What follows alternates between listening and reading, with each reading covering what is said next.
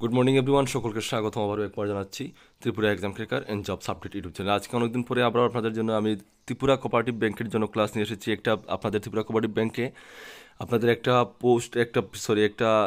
আপনাদের টপিক রয়েছে, যেটার নাম হচ্ছে অ্যাওয়ারনেস অন ক্রেডিট কোঅপারেটিভস। তো এটা থেকে আজকে ক্লাস করাবো। এর আগে করেছি, অনেক দিন হয়ে গেছে গ্যাপ, তাই আবার প্রথম থেকে শুরু করছি। হ্যাঁ, কারণ অনেক নতুন সাবস্ক্রাইবার আমার চ্যানেলে এড হয়েছে, তারা যেন সবাই দেখতে পায়। আর যারা গাইডবুক নিয়ে নিয়েছেন, আপনারা ক্লাস ফলো করতে হবে না, আপনারা গাইডবুক বাড়িতে বসে প্রিপারেশন করবেন, কারণ আমি সম্পূর্ণ গাইডবুক ক্লাস করাচ্ছি। যারা এখনও নিতে চান, কোঅপারেটিভ ব্যাংকের কিন্তু এক্সাম হয়ে যাবে। হ্যাঁ, যারা নিতে চান স্ক্রিনে ডিটেল থাকবে, যোগাযোগ করতে পারেন।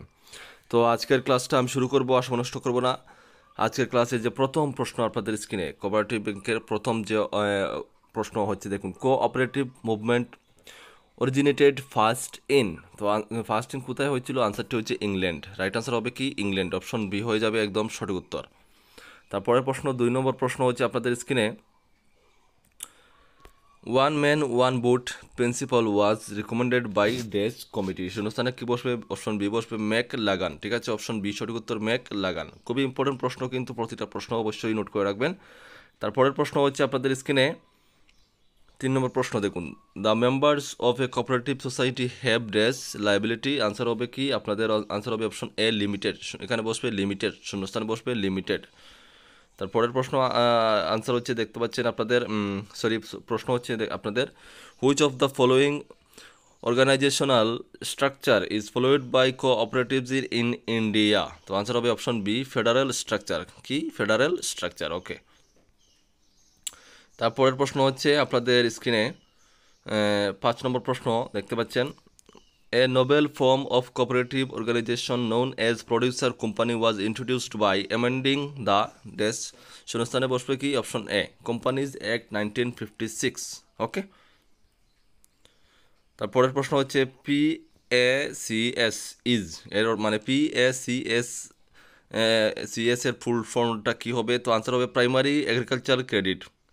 হ্যাঁ, প্রাইমারি এগ্রিকালচার ক্রেডিট সোসাইটি। তো অপশন বি হচ্ছে সঠিক উত্তর, অপশন সি হচ্ছে সঠিক উত্তর, primary agricultural credit society. Option C হচ্ছে সঠিক উত্তর। ওকে। তারপরের প্রশ্ন হচ্ছে আপনাদের স্ক্রিনে, DCCBS স্ট্যান্ডস ফর। DCCBS এর সম্পূর্ণ নামটা কি হচ্ছে আপনাদের? তো রাইট আনসার হচ্ছে আপনাদের option A, district central cooperative banks. Okay, district central cooperative banks, option A সঠিক উত্তর।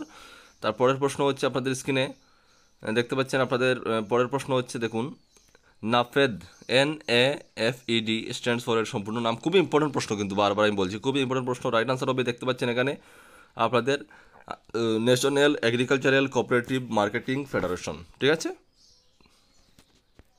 পরের প্রশ্ন, 9 নম্বর প্রশ্ন, the dress established in 1958 has been playing an important role in the development of cooperative marketing in India. শূন্যস্থানে কি বসছে? শূন্যস্থানে বসবে, দেখুন, আনসারটা হচ্ছে আপনাদের national agricultural cooperative marketing federation. Okay.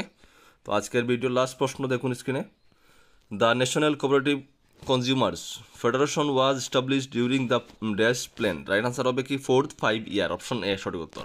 তো আজকের মতো এখানে বন্ধুরা, আমি আপনাদেরকে একটা কথা বলে দিই, আপনাদের পরীক্ষা কিন্তু আজও কালও হবেই, আপনারা প্রিপারেশনটা নিয়ে রাখবেন, এটাই আমার লাস্ট বলার। ঠিক আছে, সবাই ভালো থাকবেন, সুস্থ থাকবেন, দেখা হবে নেক্সট ভিডিওতে। জয় হিন্দ, জয় ভারত।